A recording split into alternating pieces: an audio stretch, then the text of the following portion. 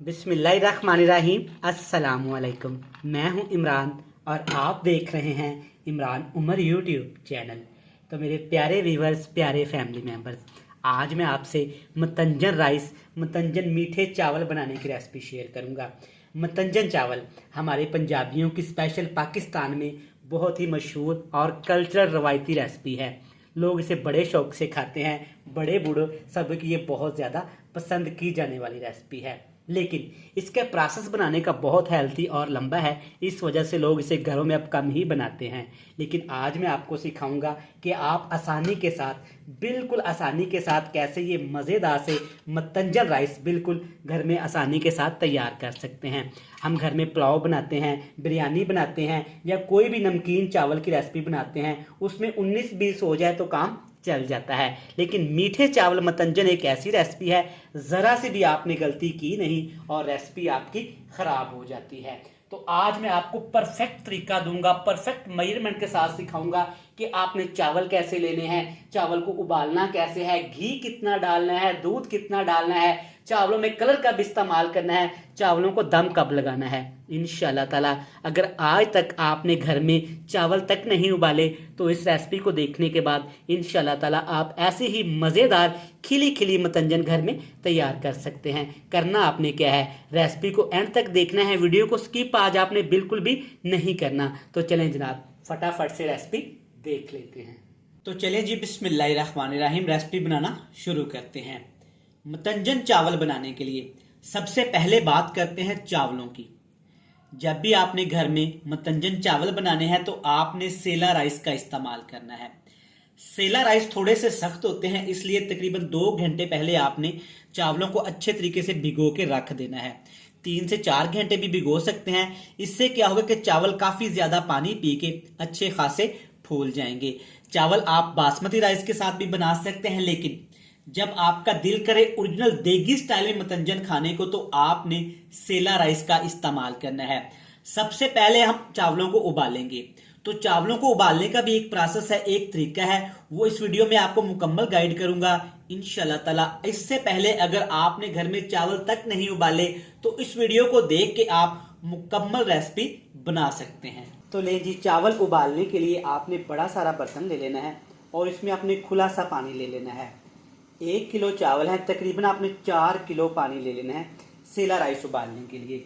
जब पानी अच्छे तरीके से उबल जाए तब इसमें चावल शामिल कर देंगे जिसको हमने पहले से ही भिगो के रखा हुआ था। सेला चावल थोड़े से सख्त होते हैं और ये गलने में थोड़ा सा टाइम लेते हैं, इसलिए आपने पानी का खुला इस्तेमाल करना है और बड़े बर्तन में आपने सेला राइस को उबालना है, क्योंकि ये फूलने के बाद काफ़ी ज़्यादा इनकी लेंथ इंक्रीज हो जाती है। तो आज मैं आपको स्टेप बाय स्टेप ऐसी रेसिपी सिखाऊंगा, अगर आज तक आपने घर में चावल तक नहीं उबाले तो आप इस रेसिपी को फॉलो करके पहली ही दफा इंशाल्लाह ताला अच्छी और मजेदार मतंजन घर में तैयार कर सकते हैं। चावलों के साथ 1 खाने का चम्मच आपने घी या कुकिंग ऑयल शामिल कर देना है, लेकिन 1 चम्मच से ज्यादा शामिल नहीं करना। घी शामिल करने से क्या होगा कि एक तो चावल हमारे आपस में जुड़ेंगे नहीं और दूसरा चावलों का कलर बहुत ज्यादा अच्छा आएगा। अब मोस्टली लोग गलती यहाँ पे क्या करते हैं कि चावलों को बहुत ज्यादा उबाल लेते हैं या चावलों को कच्चा रख लेते हैं। सेला राइस जब भी आपने उबालने हैं मतंजन के लिए तो आपने चावलों को तकरीबन 98% तक के लिए कुक कर लेना है। इतना इसको कुक करेंगे कि चावलों में हल्की सी कसर रह जाए। जब हम चावलों को दम पे लगाएंगे ना तो वो कसर भी निकल जाएगी। ना ज्यादा आपने चावलों को उबालना है और ना ज्यादा आपने चावलों को कच्चा रखना है। तकरीबन यहाँ पे लगेंगे 6 से 7 मिनट। आग का फ्लेम मैंने हाई किया हुआ है, तो चावलों को अच्छे तरीके से पहले हम उबाल लेते हैं। तो यहाँ पे चावलों को उबलते हुए तकरीबन 10 मिनट हो गए हैं। आप देख सकते हैं माशाल्लाह चावलों की लेंथ काफ़ी ज़्यादा इंक्रीज हो गई है, चावल काफ़ी ज़्यादा यहाँ पे लंबे हो गए हैं। मैं आपको करीब से दिखाता हूँ। इतने से चावल हमने उबालने हैं, ये तकरीबन 97% पक चुके हैं। जो 3% हैं इंशाल्लाह ताला आगे जाके इसको दम पे पकाएंगे। अब यहाँ पे आपने क्या करना है, ये प्रोसेस बहुत ज़रूरी है। चावलों को आपने जस्ट पानी नहीं उतारना, चावलों को आपने अच्छे तरीके से ड्राई करना है। एक भी कतरा पानी का चावल में नहीं होना चाहिए। आपने क्या करना है, कोई बारीक सा मलमल का कपड़ा ले लेना है, उसके ऊपर चावलों को अच्छे तरीके से फैला के चावलों का सारा पानी आपने निचोड़ देना है। तो चले जी, चावलों का पानी अच्छे तरीके से निचोड़ने के बाद दोबारा से देचके को चूल्हे पे चढ़ाएंगे। अब इसमें डालेंगे 1 बड़ा कप भर के घी का। वज़न की बात करें तो 200 ग्राम। ध्यान से आप नोट कर लें, 1 केजी मतंजन चावल की रेसिपी में आप तकरीबन 200 ग्राम, पाव से कम घी डालेंगे। कुछ लोग इसको ऑयल में भी बनाते हैं, लेकिन मैं आपको रिकमेंड करूंगा कि ऑयल में मतंजन चावल अच्छे नहीं बनते, तो आपने इसको घी में बनाना है। घी डालने के बाद 2 चीज़ें आपने इसमें लाजमी शामिल करनी है। कौन सी 2 चीज़ें हैं? आपको नज़र आ रहा होगा कि 4 बड़ी इलायची हैं और 3 अदद लौंग है। इलायची डालने से पहले आपने इलायची के मुंह को अच्छे तरीके से दबा के ऐसे खोल लेना है। 1 मिनट के लिए आपने इलायची को और लौंग को घी के अंदर रोस्ट कर लेना है, ताकि सारा फ्लेवर इलायची का और लौंग का घी के अंदर आ जाए और घी की जो अपनी खुशबू होती है, अपना एक जायका होता है, वो भी ख़त्म हो जाए। इलायची और लौंग को 1 मिनट भूनने के बाद अब इसमें डालेंगे ड्राई फ्रूट। 3 किस्म के ड्राई फ्रूट डालूंगा, खोपरा, बादाम और किशमिश। मतंजन में यही सिर्फ आपने ड्राई फ्रूट डालने हैं, इसके अलावा अपने पास से आपने कुछ भी इसमें शामिल नहीं करना। तकरीबन 2 मिनट के लिए ड्राई फ्रूट को अच्छे तरीके से घी के अंदर हम लोग रोस्ट कर लेंगे, ताकि इनकी खुशबू, इनकी स्मेल एक्टिवेट हो जाए। सिर्फ 2 मिनट भूनने के बाद आप देख सकते हैं किशमिश, खोपरा और बादाम अच्छे तरीके से ड्राई रोस्ट हो गए हैं। अब इसमें डालेंगे चीनी। 1 किलो चावल हैं और तकरीबन 800 ग्राम मैं चीनी का इस्तेमाल करूंगा। वैसे तो परफेक्ट रेसिपी बनती है 1 किलो चावल और 1 किलो चीनी, लेकिन मेरी फैमिली और हम लोग मीठा थोड़ा सा कम खाते हैं, तो हम इसलिए थोड़ी सी चीनी कम शामिल करेंगे। अगर आप मीठा ज़्यादा खाते हैं तो आपने तकरीबन 1 केजी चावल में 1 केजी शुगर का इस्तेमाल करना है। अब नीचे आग का फ्लेम बिल्कुल लो टू मीडियम सा करेंगे और चीनी को अच्छे तरीके से ऐसे ड्राई फ्रूट के अंदर मिक्स कर देंगे। जैसे जैसे चीनी गर्म होगी वैसे वैसे चीनी मेल्ट होके अपना पानी छोड़ेगी।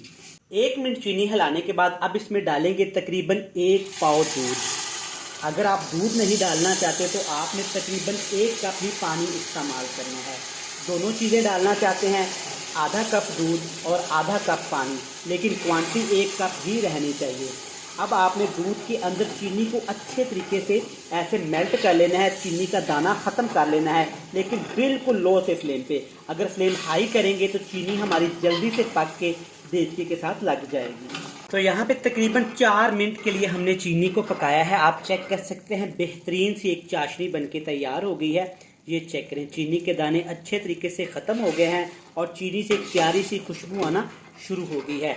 ज़्यादा भी हमने चीनी को नहीं पकाना, वरना चीनी बहुत ज़्यादा सख्त होके चीनी की चीड़ बन जाएगी, जो कि इस रेसिपी में हमें बिल्कुल भी नहीं चाहिए।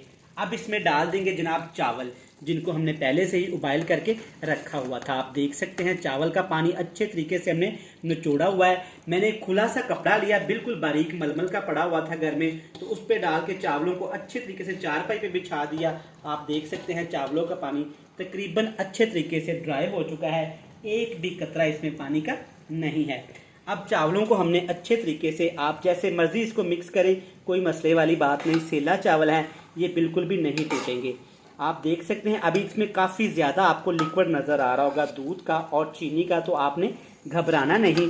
एक दफ़ा इस तरीके से अच्छे तरीके से आपने खुले हाथ के साथ इसको मिक्स कर देना है, ताकि चीनी का सारा जायका चावलों के अंदर तक आ जाए। तकरीबन 2 मिनट के लिए आपने इसको हाई फ्लेम पे पका लेना है। 2 से 3 मिनट के लिए हमने अच्छे तरीके से चावलों को चाशनी के अंदर पका लिया है और आप देख सकते हैं पानी भी काफ़ी हद तक यहाँ पे खुश्क हो गया है। जब इतना सा पानी रह जाए, पानी में बुलबुले से आने शुरू हो जाएं, ये निशानी होती है, तब आपने चावलों को 10 से 12 मिनट के लिए दम लगा देना है। लेकिन अभी हमने इसमें कोई भी कलर का इस्तेमाल नहीं किया। क्यों इस्तेमाल नहीं किया, कब इस्तेमाल करेंगे, आगे जाके मैं आपको तफसील से गाइड करूँगा। तकरीबन 10 मिनट हो गए हैं चावलों को दम लगाए हुए।